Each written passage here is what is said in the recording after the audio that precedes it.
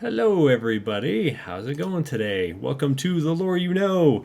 We're talking about the Scarred Stay for episode 2 Dragons of Scarn. Hi, Sarah.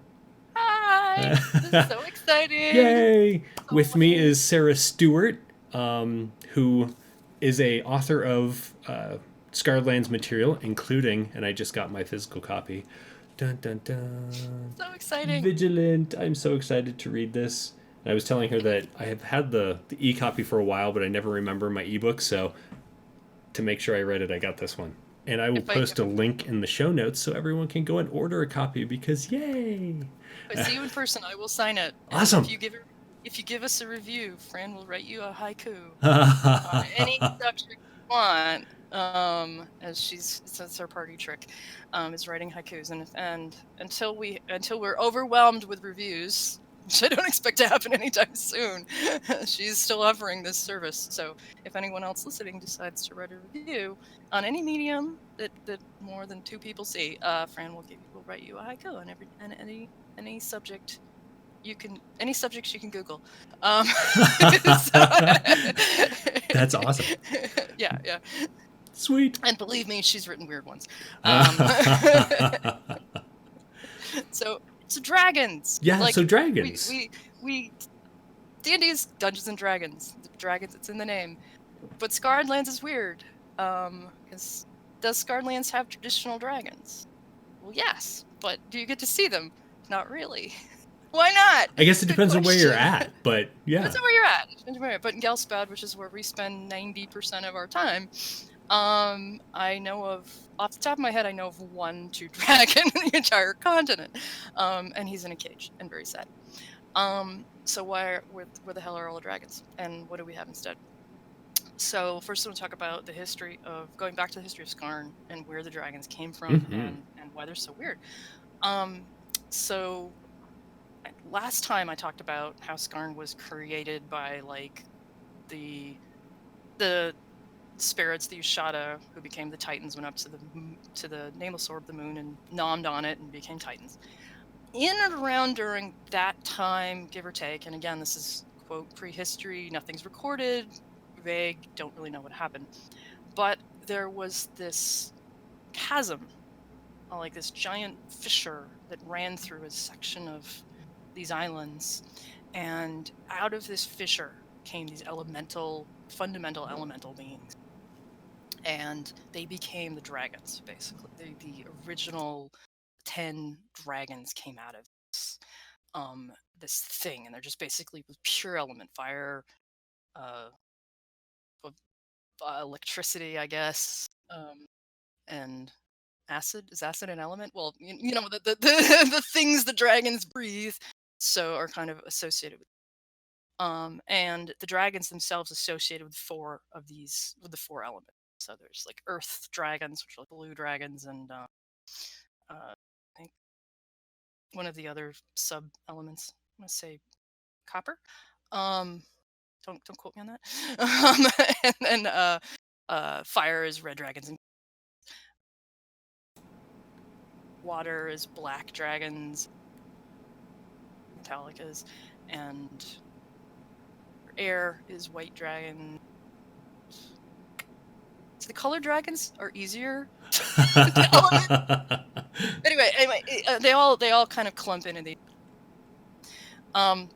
So they came out of this fissure and originally just sort of created their space on these islands, far away from Ghelspad, far away from Termana, far away from any of the known areas in Scarn.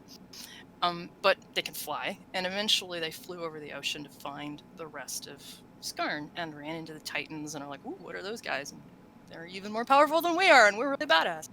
But they weren't created by the Titans. They came to Scarn on their own through some mystical portal, and at the bottom of a bottomless chasm, which presumably the bottom is a gateway to the elemental planes or something. It's not clear. And spread across Scarn. Some of them eventually made friends with various other races. Well-known history, because they have like the best recorded history, was the elves of Termana, who actually allied with some of the good aligned dragons and the dragons help them create society. And from them, the dragons learn magic. And this is back in the 3X era, when dragons could cast spells, which was a key piece of a lot of this dragon lore. Is the dragons are spellcasters. 5th edition, most of the dragons aren't spellcasters anymore.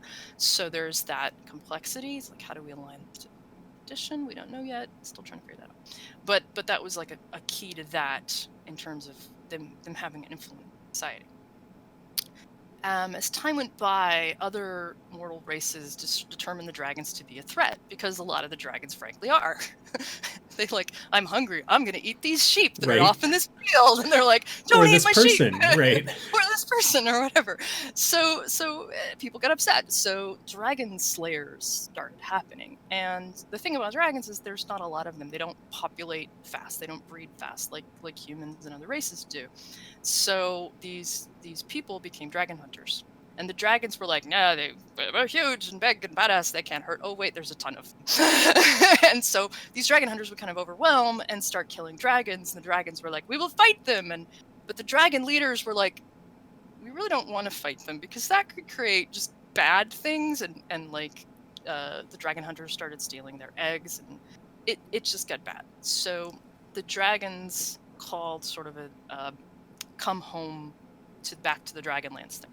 It's like the people, the mortals who have come to our lands obey us, and they don't mess with us. So come back home, get away from those dragon hunters, blah. So it was sort of the first mass homecoming, and this happened again way before before the Empire Bleed or any of that. Most of the dragons left the rest of Scarn and returned to the Dragonlands. Still some were about, but the numbers are already way fewer. Then when the things were starting to heat up for the Titan War or the Divine War, depending on which side you're on and what you call it, right? Things started to heat up. Things started to get exciting for that. Like, they knew it was coming.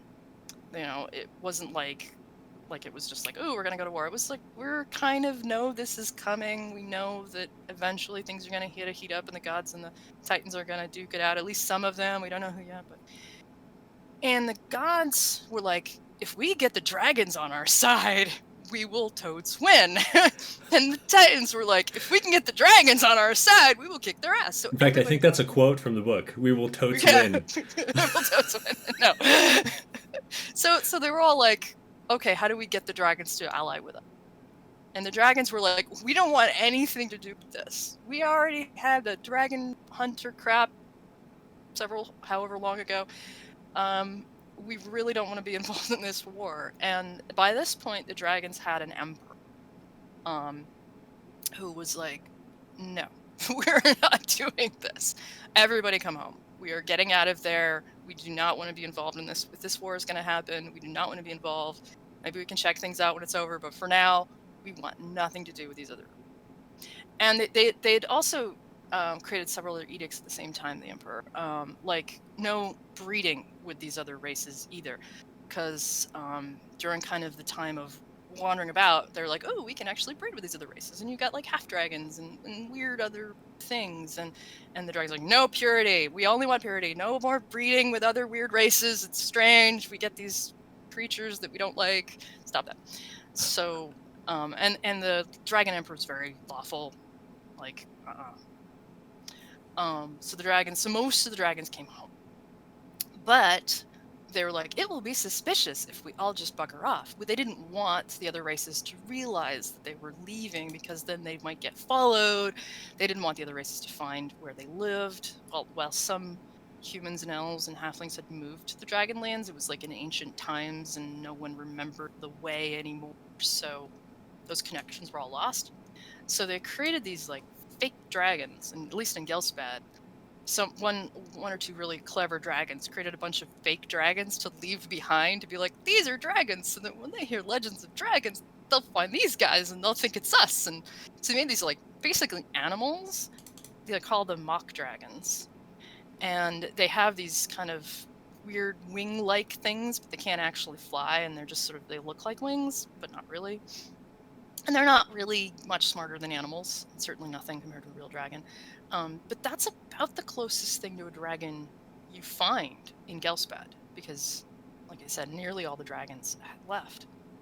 Termana, they left a little bit later because they had close political ties with the elves, but with all the shit that went down with the elves, they pretty much, those that stayed died during the war. But but there was like a handful of dragons that didn't return to the dragon prior to the war. So the Titans, who were like pretty upset, like, we could have had the dragons on our side, we need something like this. Several of the Titans decided to make their own dragon. They're like, we're gonna create something out of the elements the way the dragons were made, to be as badass as them and to fight for us during the war. So they created what are called the Wrack Dragons, W-R-A-C-K. And they made them out of elemental wrack. I had to Google what the heck rack means in this case, because I was like, rack, that's like a rack, like you stretch people on it when you torture them, or you put the spices, on the spice rack. What the heck is a W rack? And like I literally hadn't really thought about the definition until we decided to do this talk. And rack in this case, I'm pretty sure meant waste, like wreckage. So I think what they do is they take raw elemental energy, fire, air, it's just the same way that the dragons were made out of some kind of elemental energy, and they created these rack dragons out of it. But they're not true dragons. They're much more like constructs. They can't breed like true dragons. Most of them can't do magic. In fact, the fire rack dragon can't even fly, despite having wings. And they made a very small number of these. So, just a few hundred, maybe, I don't know how many, but they made a small number of them, and they fought on the front lines during the Divine War on the side of the Titans, which made things a heck of a lot harder for people on the side of the gods, because suddenly they're fighting dragons. And sides of the gods still won, but it was touch and go during the middle there, and a lot of it was because of these rack dragons generals. There's pretty much 4 well-known rack dragons. Fire rack dragon's probably the weakest, which is like kind of backwards when you think about true dragons. Yeah. Like red dragon and gold dragon, which the fire dragons are the strongest. Rack dragons, fire dragons actually aren't as strong. Despite us fighting one like a few days, like a week ago in a game that Travis ran. They're still scary as all get out, don't get me wrong. Yeah. A fire element / dragon with all the abilities of dragon, or at least a 5e dragon in the case. Then I don't have my book in front of me. I can't see. Ice is the next one. Ice is the next one, yeah. So fire, ice. Ice is similar. I'm just gonna open my 5th edition. But I don't want to go into too much details about them. Pick up the creature collection and see yourself for yourselves. But yeah, ice. The rack dragons. The rack dragons appear both in the player's guide and the creature collection. Is that correct? That's true. Yeah, they are most of them are in the player's guide. Yeah. So. And then C is after ice. Actually, I'm gonna pull up the 5e player's guide. Nice. Take a look at these books. Sorry about the delay. At least this time, my headphones work. Yeah. My mic works. You have sounded great the entire time. Yay! Of course, they're under D for dragon. Fire rack, ice rack. And there's new artwork, guys, in the new 5e creature collection, which is pretty sweet. The artwork in the player handbook or player guide, Scarlet's player guide, is from the old creature collection. Yeah. So you have the ice rack dragon, who's kind of into cold and does more what you would expect, but not like a silver dragon or a typical true dragon that's kind of associated with ice. They're made of ice, so they're more icy than a true dragon, so to speak. You've got sea rack, which water dragons, 4 elements here, much more 4-element feel true dragons have. Totally. And something to point out, this is the dragon lore in Scarlands is a bit retconny. I will say that, because the last book that was published in the 4.5 years that they published all these books, is the book that describes Tanneroth, or the Dragonlands. So it's clear that they kind of went back and went, we now have to explain where the true dragons are. We should probably write something. I mean, how much of this they had in mind from the beginning, it's clear they had some of it in mind from the beginning, just on the description of the rat dragons. But the details of the fact that they came out of this fissure and elemental based, I think, was something they came up with later, after they created the dragons. Since the true dragons, they did align them to these 4 elements, they don't really fit. Like, fire ones, 3 of them breathe fire, so they could kind of put them into this fire clan. Right. But like, are there any of them really water? Well, a couple of them breathe water, so we'll stick them in this water clan. Right. They don't align to the elements quite as cleanly as these rak dragons do. Sea rak, water, and then finally there's the wood rak or storm rak dragon. Originally it was published as the wood rak dragon. I guess they were thinking about, like, maybe the 6 Asian elements, adding metal and wood to earth, water, fire, and air. But this dragon kind of became more I'd say air, I guess. It got renamed as Storm Rack, because frankly Wood Rack was just not cool enough, I guess. Well, I mean, because it is an actual object as well. Hey, on that wood rack over there. Exactly, it's like wood rack. I have my spice, and because also this is the most badass of 4 initial rack dragons. That they're like the most scariest one is wood. Like, you would think that would be the weakest one, wood, just knock it down, and no, it was renamed at some point or subnamed Storm. And in the 5th edition, Storm Rak Dragon's the only one who can cast spells. And as I said, they were the highest challenge rating in 3X, and they are terrifying. I have thrown one at my players before, a named one, in fact. And they ran in terror. So, well, okay, to be fair, they were meant to be running. They did the orc in the party did taunt it, and considered one of the character moments in that campaign. So as she pulls this head of this hag out of her bag and holds it up and goes, "Looking for this," in a really loud voice, as the dragon is running after them. Like, why did you do that? And they were rescued by NPCs, survived. But anyway, side story. Storm Rak Dragon's badass. Spellcasters in 5e. As far as I know, one of the only. I think gold dragons cast spells in 5e? I don't know. Off the top of my head. I don't remember if I know they can out of the book I don't think out of the book they like necessarily do. Yeah. This is out of memory, so I could be wrong. Yeah. But like, you can always add classes to your. Yeah, you can add class levels. Right. Anything. So which you could make a caster dragon. But in any case, Storm Rak Dragons canonically in 5e, as they were in 3rd edition, can cast spells. As per sorcerer, although they have a limited spell list. Mostly around air stuff. No surprise there. Or, yeah, it's a dragon that can cast control weather. Right. So, pretty cool. And so we have these basic 4 Rak Dragons. There's also some hints of other Rak Dragons made out of other things, a la a construct. There's Tar Rak Dragon, kind of, that was hinted at somewhere, which was like, tar is not really an element, but it's still kind of cool. You could make a construct out of anything.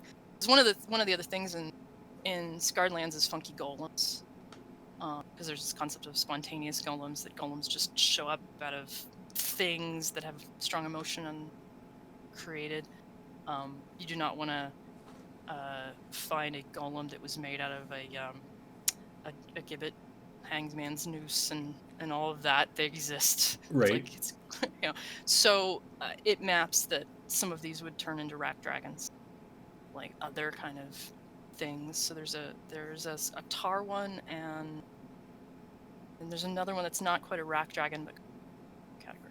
So not a lot of stuff in Scarn, but you've got these 4 basic rack dragons that are pretty terrifying. But there's a finite number, like unless someone figures out how to make more. Yeah, because they are non-replicating. They can't breed. They're sterile. Yeah. I don't even know if they necessarily have gender assigned to them when they were created. They certainly have attitudes in terms of personality, right?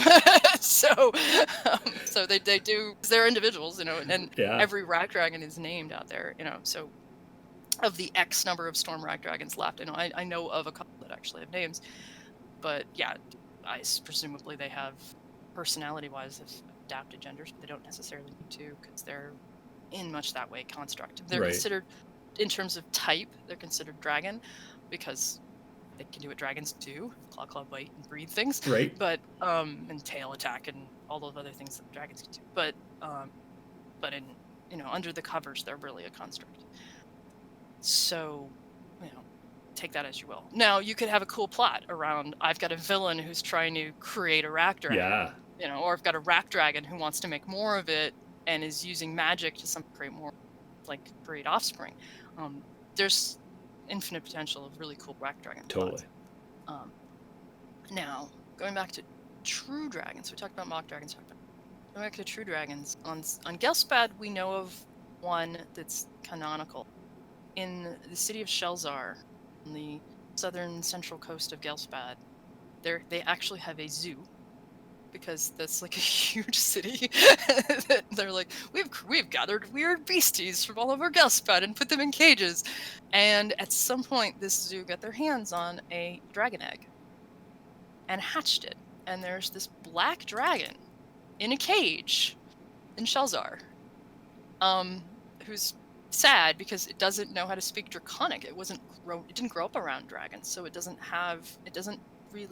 they've treated it like a beast, not like an intelligent creature, because most of the creatures in the zoo are beasts, and people who were accustomed to mock dragons, which are clearly beasts, don't really see it as intelligent. Yeah. So it's really horrible. Yeah. How they're treated. And then another association with dragons, again, black dragon. The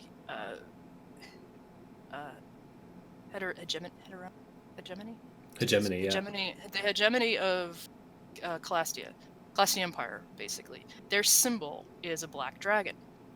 Emperor Verduk, he's got a black dragon on his flag, and their troops are called dragoons. There's that whole theme that's going there. So he would love to get his hands on that pathetic black dragon in the Shelzar Zoo.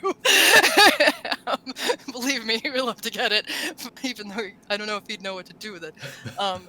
But he actually has troops that ride mock dragons. They've learned to breed them and make more, because when the dragons made the mock dragons, they're animals. They can breed, because they were smarter about it than the Titans were. So they can do that with the mock dragons. So they've got troops in Lageny and Calastia who ride dragon dragons and stuff like that, and you can play one too. 5th edition, that's a playable thing in the guides. One of the Yugman guides, I think, or something. It was one of the recent playtests, anyway. Nice. To ride a rack dragon, or ride a mock dragon. Sorry. Yeah, I don't want to ride a rack dragon. I mean, if you put your flame-proof pants on, you should be okay. I'm immune to fire. I'm a fire ganassi. I'm good to ride a rack dragon. Yeah. I like it. Yeah. So there is that. Do you want me to talk about Tanneroth at all? Sure. Yeah. Dragons? Yeah. So and this goes into stuff that I don't know when on earth this is going to be coming out for 5th. The book that this all comes from, as I implied before, it's from Strange Lands. Yay! The Lost Tribes of Scarred Lands, last book they published in 2004. And it's one of my favorites for some reason. It is one of mine too. It's just got weird stuff in it. And they haven't translated anything from it, I think, as date into the 5e. Yeah, not yet. And it's not like that happen anytime soon. I should say officially, because if you want to go unofficially, on Slarian Vault there is a A certain designer, I don't know who it was, may have gone and used that book and then had to rename some of the things because you can't technically use non-Ghelspad stuff. So if you were to get the Scarred Races player option book, there are races from that book that have been renamed to reflect that these are tribes no longer of the Dragonlands, but that were once from there.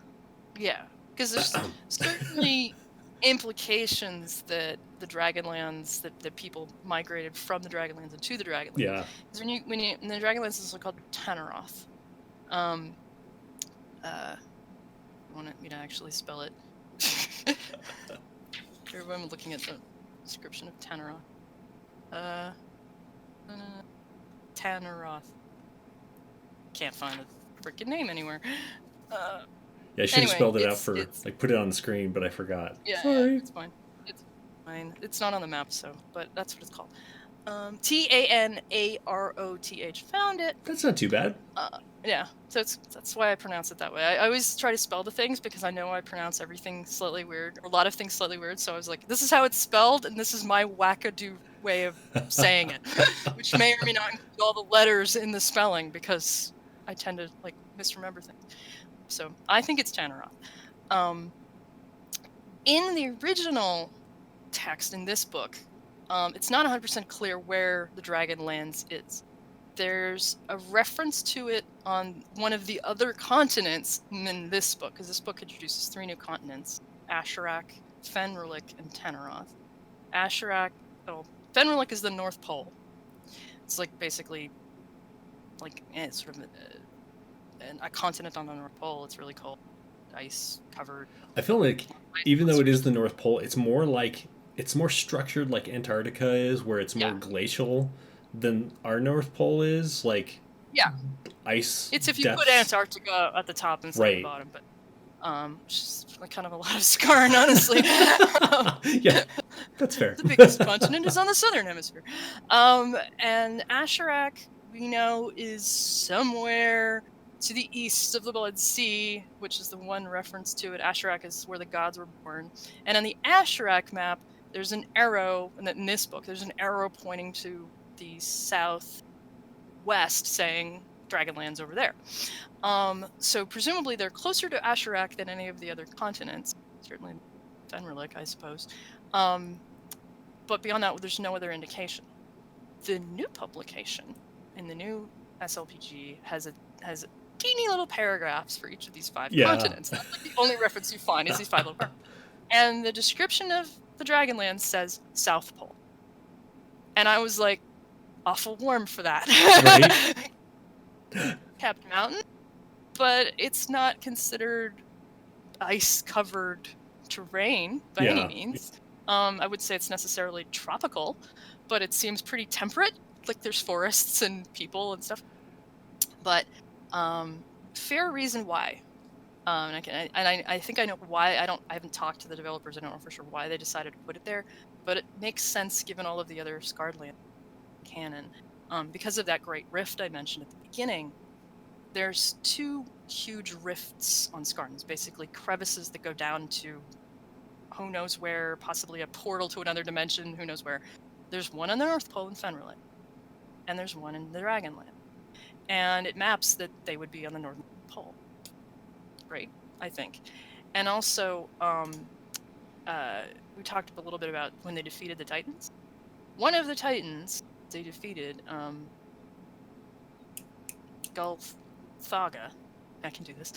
Ghelspad, they cut in top, down the middle, so left half, right half.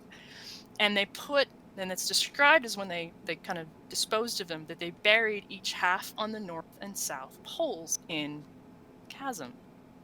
So it maps, to my mind, that one half of Ghelspad is in that rift in Fenrilik, and the other half of Ghelspad would be in that rift in the Dragonlands. Despite the dragons being completely neutral during the war and saying, and whenever the gods go to the Dragonlands, they say, go away, we don't want to do with you.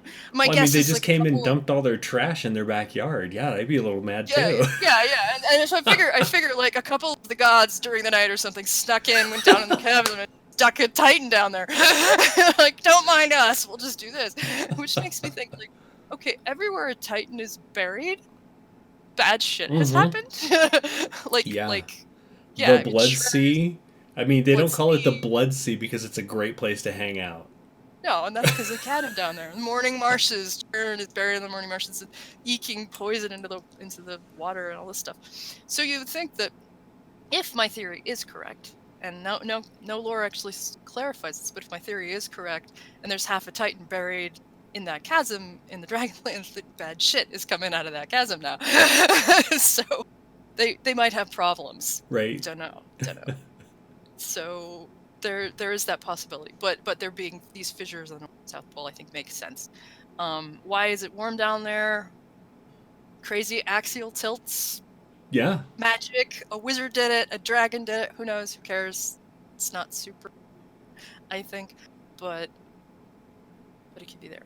Some other stuff about the dragons. They after when they saw that Titans had made all these creatures, they were like, ooh, can we do that too?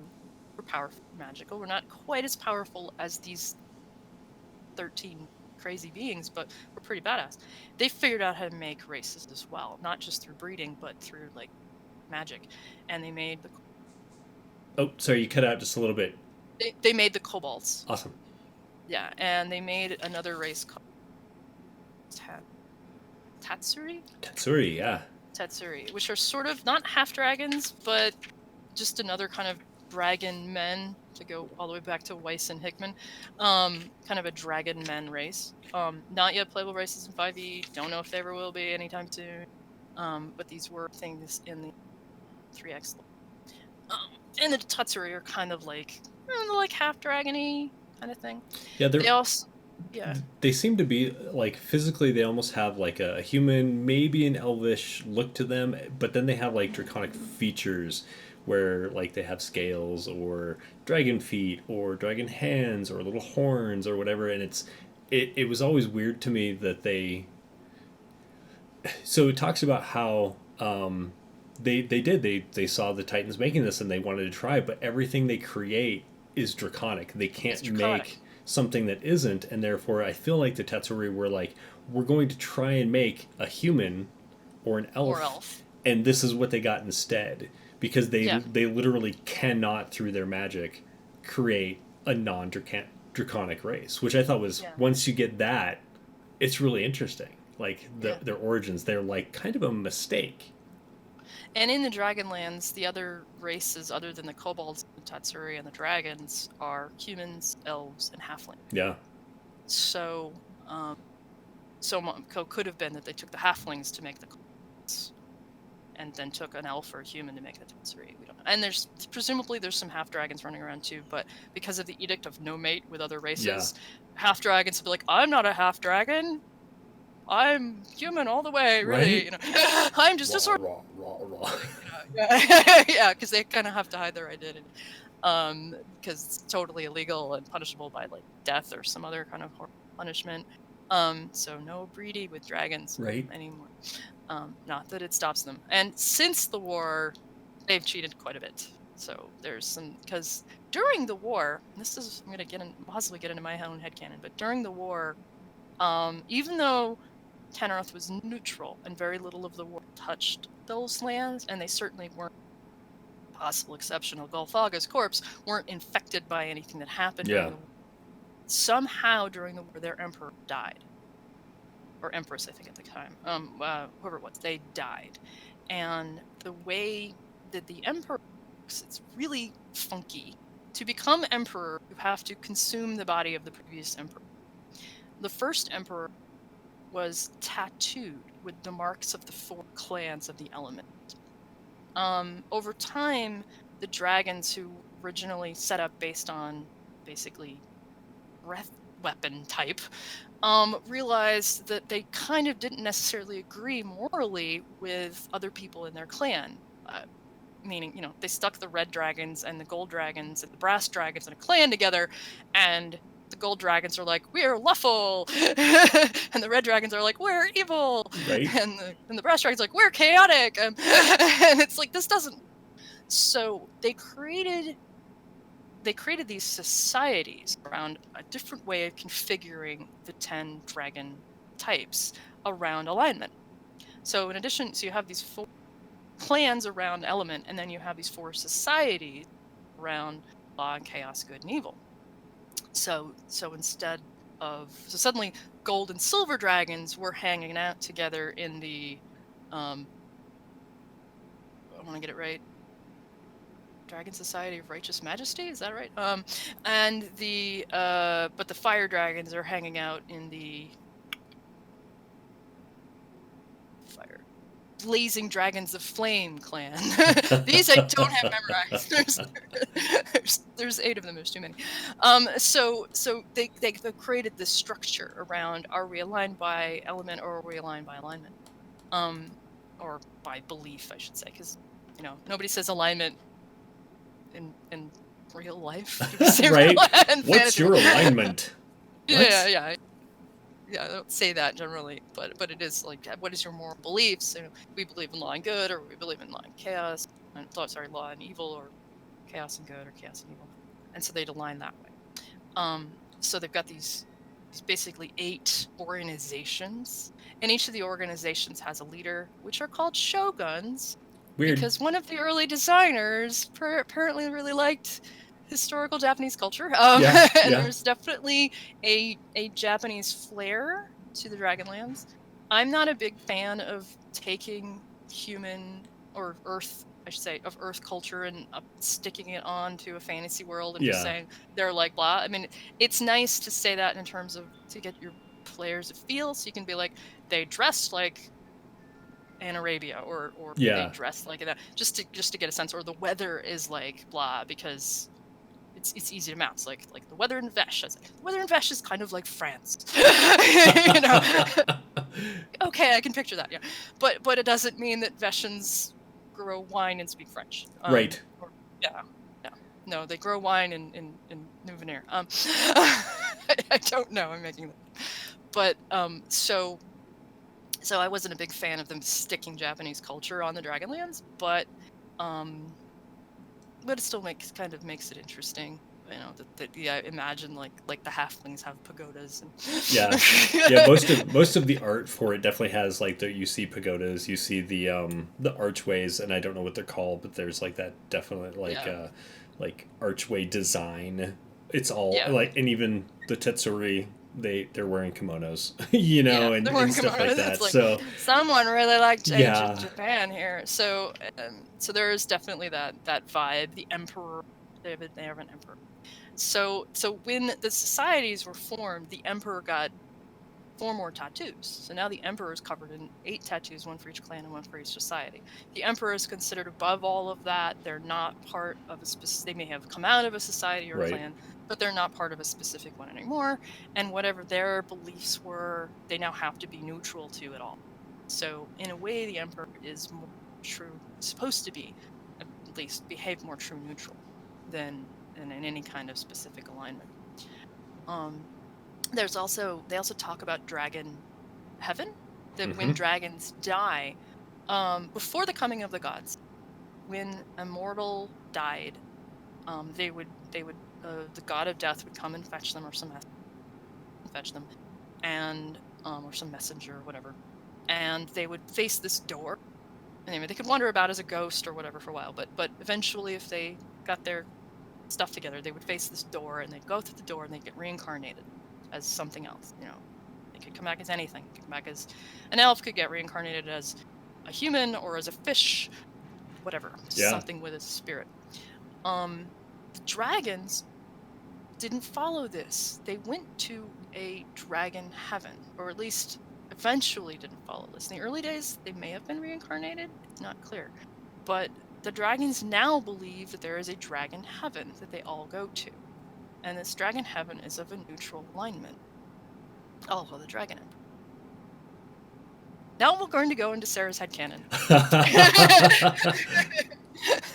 And I think it's important, I don't know if you're going to bring this up, I think it's important to say that it's not just the dragons, but their creations.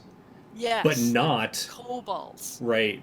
And the Tetsuri, but not the humans, elves, and halflings. Who live in the Dragonlands. Right. they go, and since the coming of the gods, there are followers of Deneb and the various gods. Not so much the Titans, but there's followers of Deneb in the Dragonlands. Yeah. So you can find druids of Deneb in the Dragonlands. You can find priest of Corian in the Dragonlands. They've heard of them. They're not like big there. Right. they're not super popular, but they've been. So and my screensaver kicked in. so that is a thing. So a lot of them believe in this concept of heaven, and the dragons have started going to this heaven. So I came up with this theory. Did the dragons have a god at some point? Dragon god would have to be neutral like the emperor. Would have to be associated with the elements. Coincidentally, there is a god on Scarn who is true neutral, who is associated with the elements, who is not described as having a heaven, who had followers but whose memories were forgotten, and who died right before the war. That the gods wanted to fight for them, but was for some reason powerful enough that the gods decided, rather than let this guy be neutral, that they had to kill him. And I went, it's just some demigod. Why did they have to kill him? Why? It's just some guy. Why is he important enough? Maybe he was a major god? What? There's supposed to be 8 major gods. Who's this other major god? Well, there was no god of neutrality, right? The neutrality went to Deneb. Like, so if you're a true neutral, you follow Deneb. But this god was the god of neutrality and the god of the element. He's got like extra arms, and in each hand he holds a weird artifact that's associated with an element. He's got a water and air and fire and this weird cube of earth, and his name is Urcanthus. And at the beginning of before the war, when the gods were all in their little, and this is canon, this is found in a side panel in the Ghelspad book, pretty in the 3X Ghelspad book. At the beginning of the war, when the gods were kind of having a big old conference where they all got together and went, maybe we should do something about this, and Achilles all like missiles took my powers away. I'm very upset. Should go to war. And they had this conference, and all of the gods are like, yes, war, except for Urcanthus, who's like, no, not doing it. You can do what you want. I'm going to be neutral here. Well, okay, he's being neutral because he's neutral alignment. Yeah. That makes sense. But why are they so keen on him picking a side? And my thought is, elements, neutral, dragon emperor, neutral. Maybe he's the god of the dragon. So I kind of clicked that together. And this is totally my headcanon. I'm going to emphasize this point. This is all me. This is not main canon yet. How much influence can I have on Scarlet canon? We'll see. But this is my thought, is maps, in my mind, that Urcanthus would be the god of the dragons, because the dragons are like, we have no god. Well, when the evil gods, this would be Chardoon and Vangal and Belson, killed Urcanthus, they erased all memory and doctrine of him. And they didn't erase his name the way Churn did to the elf god, but they didn't erase, like, they didn't go and like destroy it all like they did with Gulliben, but they did pretty much eliminate most of the information about it. So my thought is this is my headcanon, is they killed Urcanthus, they killed the Dragon Emperor, hid the Dragon Emperor's body, because in order to be another emperor, someone would denom on the Dragon Emperor's body, which kept the dragons out of the war, because they were afraid they were going to side with the Titans. They were afraid that even though Urcanthus was like, we're going to be neutral, that maybe eventually they would side with the wrong side, and they couldn't take that risk. That they intentionally killed the Emperor, hid his body, killed Urcanthus, and erased all memory of Urcanthus from the dragon. This is my headcanon. Yeah. So, and it makes sense. Yeah. And it makes sense. Like, why would the dragons have a heaven? Because in order to go to heaven, no mortals on Scarn would go to heaven until the gods created or affixed themselves to heavens. Right. And then suddenly people started going to a heaven or hell or whatever their afterlife is. So my thought is, how can the dragons have an afterlife without a god to link to it, to have opened the window to it? So that was where that came from. So yeah. it's my weird logic. Well, I think it's important to point out that the dragons don't look at the gods, except for maybe Urcanthus at the time, as like better than them. They don't worship the gods. So when you like, so yeah, like there's like I think one Temple of Deneb or whatever in the Dragonlands, and mortals go to there, but the dragons aren't like, oh yeah, Deneb, I worship her. They're almost ancestral, but not in the way that like the Eshik from Fenric are. They're and I think there's a religion in Termana that's the same, where they don't worship gods, they worship their ancestors. And the dragons are kind of like that, except for they're like the emperor is our focus, god. Right? And so it's an interesting headcanon to be like, was the emperor actually a god? I like it. Or in some way. Yeah. So was the emperor, but we know the emperor changed hands. So we know the emperor wasn't always the same dragon. Right. That like there's been multiple emperors. It doesn't specify how many, but we know there's been at least 2 or 3, if not dozen. Because there's 2 or 3 that are named in the book. We know that they have a priesthood to the emperor god. And my thought was, what if the emperor upon obtaining the dragon that becomes emperor becomes an avatar of Orcanthus, the dragon god. Yeah. And if it's Orcanthus in my head, but becomes kind of an avatar of that god, channels that god's power. And we know Orcanthus's parents canonically are Deneb and Kos, the Titans of Fire. Say Gulaben and Leafing were creation. You get all 4 elements involved. Yeah. And what if Orcanthus was born a dragon? Well, and could just transform into a form. Yeah. And he was like a 6-legged dragon, something like that. And this is just throwing it out there, but like also think about the gods get their power from worship. Yeah. And at least on Ghelspad, that worship is divided amongst all of the population. So no one god on the continent is worshipped by, like, they're acknowledged, but they're not worshipped by every single person. But then you go down to the Dragonlands, and pretty much everyone is like the Emperor. How much, certainly, if you were a god, how much power are you drawing off of that? Probably a lot. So yeah, I can see why they would have been like, okay, Arcanthashi, you gotta go. Go. Yeah. And it took 3 gods to kill him. Yeah. Yeah. And they caught him flat-footed, no less. So think about it this way. Well, they did, literally. Yeah. So think about it this way. So say he's normally a dragon, right? Normally in a dragon form. He goes to this council of the gods. He turns into a person so he can interact with the gods who look like people. Yeah. And so he like gets down to their scale, because he doesn't fit through the doorway as a colossal dragon, right? So he goes down and a lot of his power gets eked away because he's like in people form, still a god. That makes him vulnerable enough that the 3 evil gods can be like, we're gonna take him out. Yeah. This is my headcanon. Anyway, I've thought about this a lot. And this actually, it was a key component of my campaign. My main D&D campaign was about resurrecting him. Nice. Yeah, and because they brought back the god of the elves. So I was just like, okay, God bringing back Heyday. Let's bring back all the gods who died. Like, brought back the elf god, let's bring back the other crazy god. Let's start with this guy. So, because it just seemed like his following in Ghelspad was incredibly weak. Because there's like, when we followed Orcanthus, there's like 3 guys who followed Orcanthus in Ghelspad. And I'm like, who are these people? Why is this relevant? Why was he important enough that they were like, no, we got to take him out? Yeah, like, he had to have been.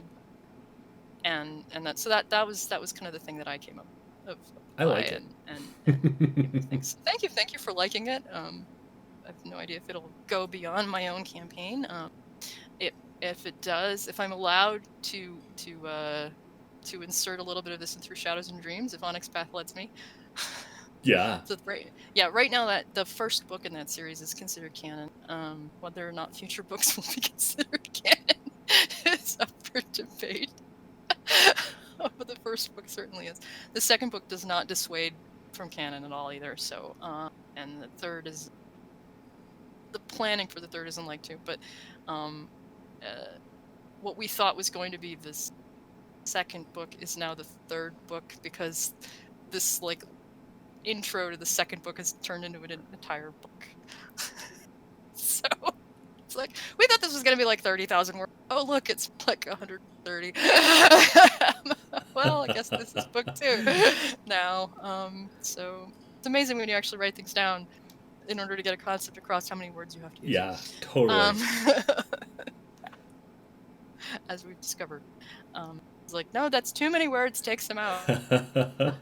So, just make your book bigger. Yeah.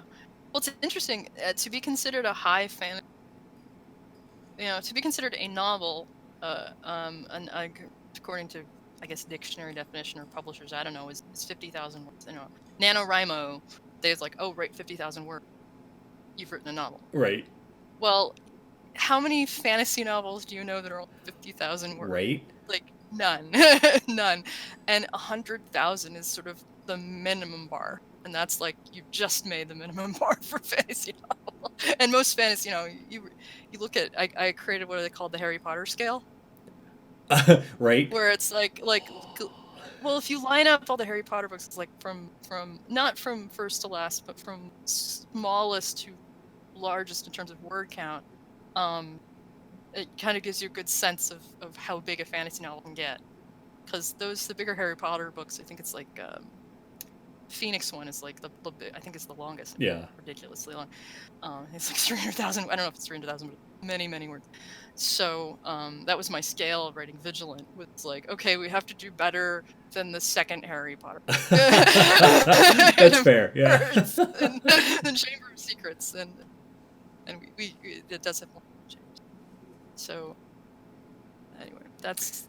So, do you have any other dragon history, or shall we call it good for this episode? There is one other kind of dragon on Scarn that I didn't mention. Is this the one we're going to talk about next time? I think so. Yeah. There's another dragon called the Slaracian dragon. Yeah. Which I love them. I love them so much. Oh my god. Well, before next episode, we'll actually have to talk about them because I did a conversion of them, and this was using 3rd edition resources only, and I'll send it to you, and we could talk about it before because it's in the Onyx Path, Vengeance of the Shunned, and they accepted it. We'll talk about it. So yeah. So that's the last kind of dragon. Yeah. The Slaracian dragon. Again, sort of a construct. The Slaracians. We want a dragon too. Right. And we can talk about the Slaracians next time because yeah. they're the other weird race on Scarn that have been around at the beginning. Yeah. And when you hear my headcanon on the Slaracians. Well, the fact that they had, like dragons got a good chunk of an entirely separate book, but the Slaracians get an entire book unto themselves because.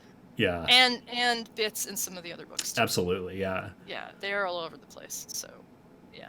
Well, so next time. In that case, next time we're going to do the Slaracians or Slaracians, depending on how you want to say it. I say Slaracians because I can say it. That's fair. It took me a while of practicing. Slaracians. I just like, there's an I in there, so I'm going to pronounce it Slaracians. That's fair. Well, thanks for everyone for listening today. And sorry we weren't live, but until internet issues get taken care of, we'll just be recording and uploading so everyone can enjoy the awesomeness that is the Scarlands with us. So until next time. Oh, actually, Sarah, tell us where we can find you on the internet. On the internet. I am more like thisindustries.com is our website where you can find links to Vigilant. Need to add links to our newest products as well.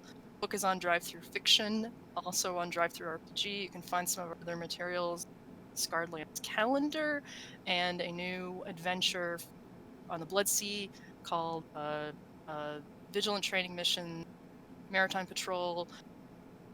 Oh boy, what a bloody ordeal! Which we put out a little over a week ago, and I'm on Twitter at @morelikeThis2, which I don't hardly ever go to. So I'm the Twitter. I'm also on Facebook, Sarah Stewart. But there's a billion of me's. Sarah Stewart. so I don't find me there. But you can find more like this mysteries on Facebook, probably a bit easier, which is hard. So. Nice. Yay! And I'm Jeremy Hochhalter. I'm publishing as WH Publications, or it's actually Wanderers Haven Publications, but that's so much to say. So on Twitter, I'm WH Pubs. On Facebook, you can find it at WH Pubs. And on Twitch, where we usually stream live, is WH Publications, because I decided to make it more tongue twisty, I guess, when I signed up. I don't know. Or the other one was taken. Who knows? Right.